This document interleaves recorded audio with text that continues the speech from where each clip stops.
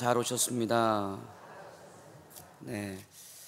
어제 작정밤 기도회 때 갈라디아서 1장, 2장 중심으로 설교했는데요. 앞에서 중점적으로 말씀드렸던 것은 하나였습니다. 다른 복음은 있을 수 없다는 것입니다. 다른 복음이 무엇입니까? 예수 그리스도의 십자가의 공로 외에 무엇이 더해지는 것이 다른 복음입니다. 예를 들면 온전한 그리스도인이 되려면 율법을 지켜야 된다, 할례를 받아야 한다, 이러한 것이었습니다. 이것은 예수 그리스도를 인정하지 않는 것이었습니다. 예수 그리스도를 그대로 인정하고 거기에 무엇을 더하는 것이 다른 복음이다, 바울 사도는 우리에게 이야기했습니다. 그런데 실제로 이러한 모습이 우상 숭배의 전형입니다. 구약 시대의 우상 숭배는 여호와 하나님을 버리는 것이 아니었습니다. 겉으로는 이방신들과 자신들이 만든 우상을 여호와 하나님과 함께 섬기는 것이 우상 숭배였습니다. 그런데 이러한 다른 복음이나 우상 숭배를 통해서 나타내고자 했던 것은 다름이 아니고 바로 자기 자신, 인간이었던 것입니다. 실제로 다른 복음은 다른 것이 아닙니다. 나를 위하여, 내가 무엇을 얻기 위하여 하나님을 믿는다면 그것이 다른 복음일 것입니다. 우리의 믿음과 신앙의 주인공은 내가 아니라 예수 그리스도이시고 복음이십니다. 아멘. 이렇게 온전한 복음으로 변화된 자는 이렇게 고백한다고 2장에서 말하고 있습니다. 이제 내가 사는 것이 아니요 오직 내 안에 예수 그리스도께서 사시는 것이라. 아멘. 예수 그리스도 안에 새로운 피조물이 되면 우리 인간이 특별해지는 것이 아닙니다. 무슨 변화가 일어나지만 우리가 확인할 수는 없습니다. 단지 그 한 가지의 변화로 인해 우리는 하나님께 이르게 되는 것이고, 우리가 하나님을 나타내는, 내가 아니라 하나님을 나타내는 그 자가 되는 것입니다. 내 안에 예수 그리스도가 살게 되는 그것입니다. 내 안에 생명이 오직 예수 그리스도의 것이 되는 것입니다.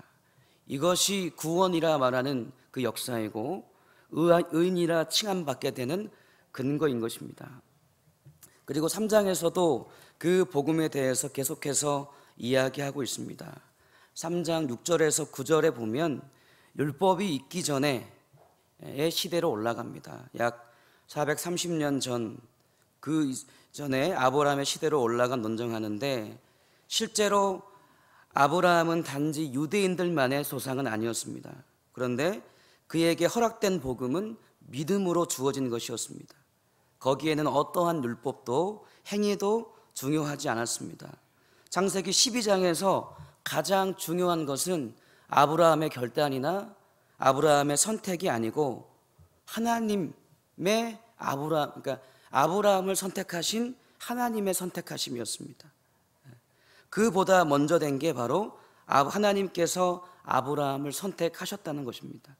그리고 여전히 아브라함에게 하신 약속, 그 하나님의 약속 언약은 유효하다, 그 말씀하고 있습니다. 그래서 창세기 12장 3절을 인용하면서 이렇게 8절에 말씀합니다. 모든 이방인이 너로 말미암아 복을 받으리라. 창세기에는 모든 민족이라 되어 있습니다. 그 모든 민족 가운데 모든 이방 민족까지 포함되기 때문에 바울 사도는 그것을 이방인이라고 표현한 것 같아요. 그런데 그 이후에 생긴 율법은 이 복을 이어가는 도구이지, 너희들 거짓 교사들의 말들처럼 더 완성시키고 온전하게 하는 그러한 도구는 아니다 라고 말씀하고 있는 것입니다. 이러한 아브라함의 복이 예수 그리스도를 통하여서 이루어지게 되는 것입니다. 그래서 우리가 이 자리에 있는 것이죠. 할렐루야.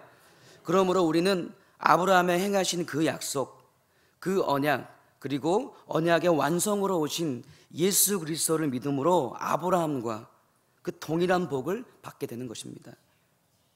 그런데 어떻게 이 믿음이 율법으로 말미암아 폐기될 수 있는가? 그러니까 갈라디아 교인들이 이미 이 복을 누리는 자인데, 이 거짓 교사들이 하는 이야기, 너희가 율법을 지켜야 된다, 너희가 할례를 해야 된다, 이 가르침에 넘어가서 다시 종의 먹이를 다시 지냐? 바울이 이 이야기를 하고 있는 것입니다. 우리가 1절 5절 갈라디아서 3장 1절 5절 말씀 한번 읽어보겠습니다.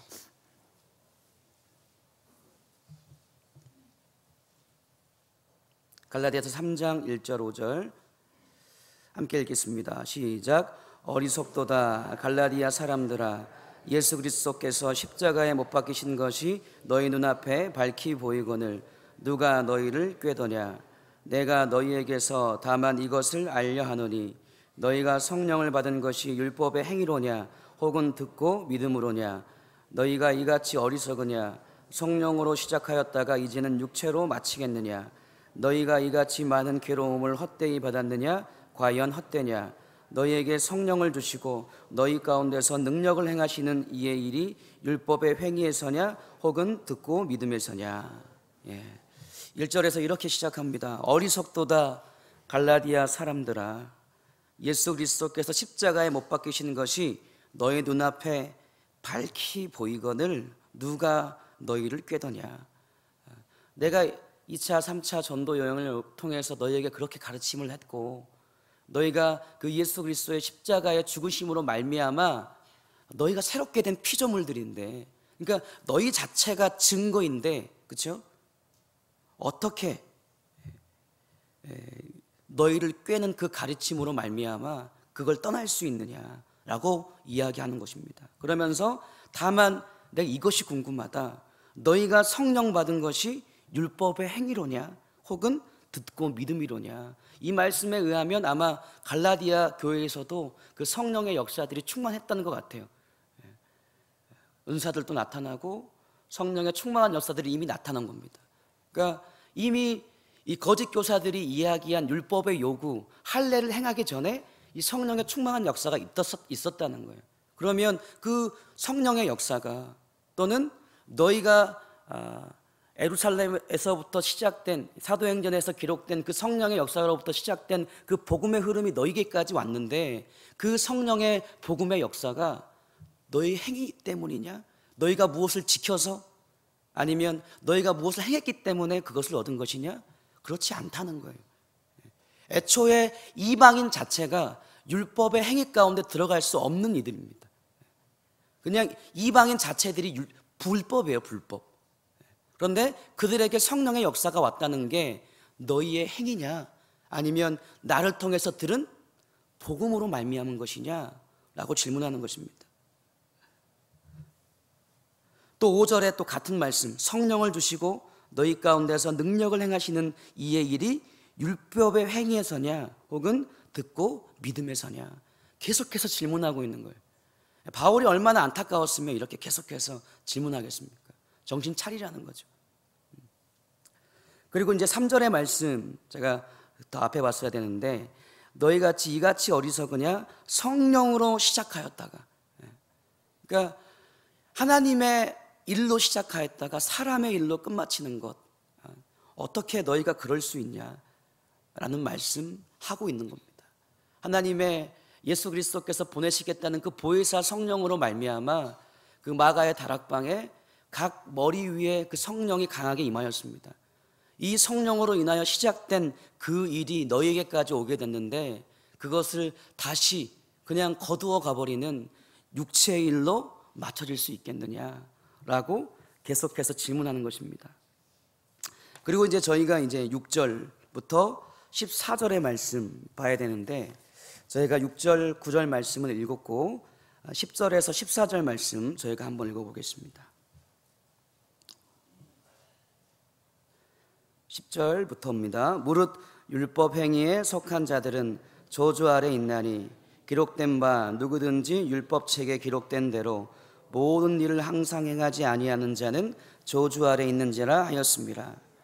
또 하나님 앞에서 아무도 율법으로 말미암아 의롭게 되지 못할 것이 분명하니, 이는 의인은 믿음으로 말미암았습니다.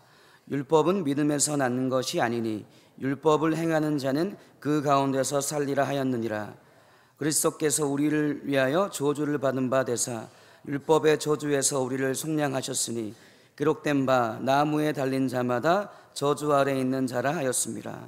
이는 그리스도 예수 안에서 아브라함의 복이 이방인에 미치게 하고 또 우리로 하여금 믿음으로 말미암아 성령의 약속을 받게 하려 함이라. 아멘. 그리고 6절부터 18절에 이제 그 이후의 말씀을 보면 이제 아브라함의 이야기가 많이 나옵니다. 아브라함의 예를 들면서 그 은혜에 대해서 이야기하고 있습니다. 유대주의자들, 그러니까 여전히 예수님을 믿으면서도 율법을 지켜야 된다, 할례를 해야 된다라고 이야기했던 유대주의자들은 구원에 이르는 수단으로 모세의 율법을 지목하고 있습니다. 그런데 바울은 모세보다 430년 전 사람인 아브라함이 자기의 노력이 아니라 믿음으로 말미암아 구원을 받았다, 분명히 6절부터 9절에서 밝히고 있습니다.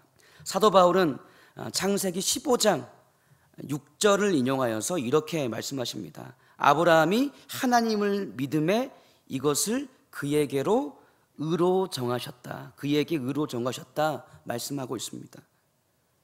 또한 바울 사도는 유대주의자들, 거짓 교사들이 강조하는 할례를 무너뜨리기 위해서 아브라함이 할례 받기 전에 이미 의롭다 하심을 받았다, 그 말씀이 창세기 17장 24절에 기록되어 있는데 이미 할례 받기 전에 의롭다함을 얻었다, 바울 사도는 이야기하고 있는 것입니다. 따라서 거짓 교사들이 주장하는 그 할례나 율법은 어때요? 예수 그리스도 오신 이후로는 이게 효과가 없고 또 영향력이 없다고 이야기하고 있는 것입니다. 또한 아브라함 이후에 생긴 율법, 그 율법, 모세 이후에 생긴 율법은 10절에 의하면 저주입니다. 10절에 누구든지 율법책에 기록된 대로 모든 일을 항상 행하지 아니하는 자는 저주 아래 있는 자라 하였습니다. 왜 그러합니까? 하나님 앞에서 누구도 율법으로 의롭게 될 자가 없기 때문에 그래요.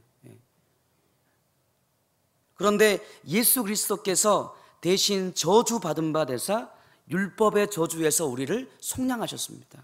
할렐루야. 인간은 이 죄 때문에, 그러니까 예수 그리스도가 오시기 전에 인간은 이 죄 때문에 그 율법의 요구를 완성할 수가 없습니다.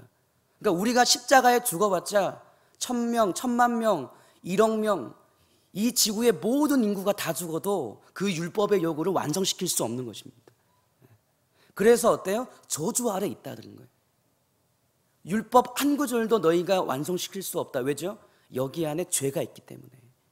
그런데 구원이 무엇입니까? 이 죄가 뿌리채 뽑혀지고 예수 그리스도의 생명에 숨겨지는 것이 바로 구원인 것입니다. 그러나 예수께서 흠과 티가 없는 완전한 인간이시기에, 그러니까 하나님이시기 때문에 그 십자가를 감당하시는 게 아니고요, 인자라 그러잖아요. 자기 보고 인간을 대표하는 완벽한 인간, 그 인간 대신 예수 그리스도께서 십자가에서 그 율법의 요구를 완성시키신 것입니다. 그래서 그 십자가의 사역을 완전하다 그러는 겁니다. 요한복음의 말씀을 보면요, 계속 이렇게 이야기해요. 성경에 응하기 위해서. 그러니까 하나님께서 구약 시대부터 말씀하신 그 성경 한 구절도 빼지 않고요, 죽는 순간까지, 아니 죽음 이후에도 그 말씀을 성취시키세요. 그리고 다시 오실 예수 그리스도, 그 말씀만 성취되면 이 신약의 성경까지 다 성취하시는 것입니다. 그러하시기에 그 십자가의 사역이 완전하다라고 말씀하시는 것입니다. 그러니까 우리의 구원은 우리의 공로나 우리의 노력이나 우리의 어떠함이 있는 것이 아니고 예수 그리스도의 그 십자가의 죽으심과 부활하심, 그 완전한 사역에 있는 것입니다. 하나님의 제물이 되어 하나님의 공의를 완성시키신 거예요. 동시에 그 하나님의 사랑도 우리에게 보여주신 것입니다. 인간은 죄인이기에 제물조차 될 수 없습니다. 우리의 죽음은 아무것도 아닙니다. 그러나 예수 그리스도의 죽으심으로 14절의 말씀처럼 그리스도 예수 안에서 아브라함의 복이 이방인에게 미치게 하였고 믿음으로 말미암아 성령님의 약속을 받게 하신 것입니다. 아멘. 여기에 율법의 행함이 낄 자리가 없습니다. 오직 하나님의 은혜로만, 그 하나님의 은혜가, 하나님의 사랑이 우리가 볼 수 있는 본으로 오신 그 예수 그리스도로 말미암아서 성망될 수 있는 것입니다. 그런데 갈라디아 교인들은 그 율법을 다시 따라간다고 하니까 바울이 답답하고 이상히 여기고 편지를 쓸 수밖에 없었던 거예요. 혹시 우리가 그 율법과 또 그 할례를 따라가는 자들이 아닌지 한번 돌아봤으면 좋겠습니다. 그 율법과 할례가 말하는 것이 무엇입니까? 결국 자신을 드러내는 거예요. 바울은 그토록 이야기하고 있어요. 예수 그리스도가 아니면 그 율법을 이룰 자가 한 사람도 없다. 그 얘기를 계속해서 하고 있거든요. 보시면 뒤로 넘어가세요. 19절, 제 성경은 뒤로 넘어가지만 19절 24절 말씀 한번 보시겠습니다.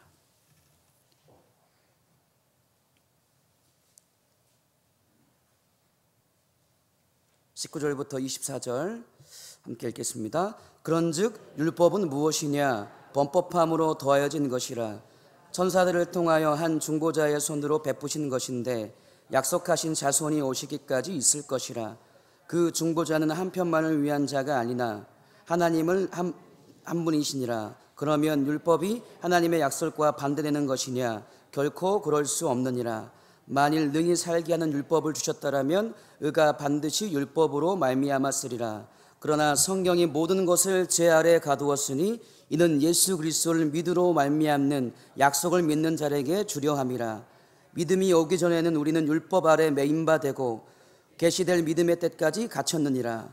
이같이 율법이 우리를 그리스도께로 인도하는 초등교사가 되어 우리로 하여금 믿음으로 말미암아 의롭다함을 얻게 하려 함이라. 아멘. 쭉 오셔서 보시면 23절에 뭐라고 말씀하고 있습니까? 믿음이 오기 전에. 그 믿음이 누구세요? 예수 그리스도세요. 그러니까 복음에 우리가 믿는 믿음이라는 것은 예수 그리스도로 시작돼서 예수 그리스도로 종결되는 것이 우리의 믿음이에요. 예수 그리스도에 의해서 예수 그리스도로 말미암아서 예수 그리스도로 종결 지어지는 것이 그 믿음입니다. 예수 그리스도는 복음 자체이시자 믿음 자체입니다. 그래서 예수 그리스도를 믿으면 우리가 구원에 이르게 되는 것입니다. 그 예수 그리스도가 오기 전까지 우리에게 그 믿음의 은혜가 오기 전까지 율법 아래 매인 바 되었다. 그러나 이같이 율법이 우리를 그리스도께로 인도하는 초등교사가 돼요. 그러니까 율법이 어떤 역할을 가지고 있어요? 율법은 의에 이르게 할 수 없다는 거예요. 율법이 만약 의에 이르게 했다면 이미 이스라엘 백성들이 의에 이르렀어야 됩니다.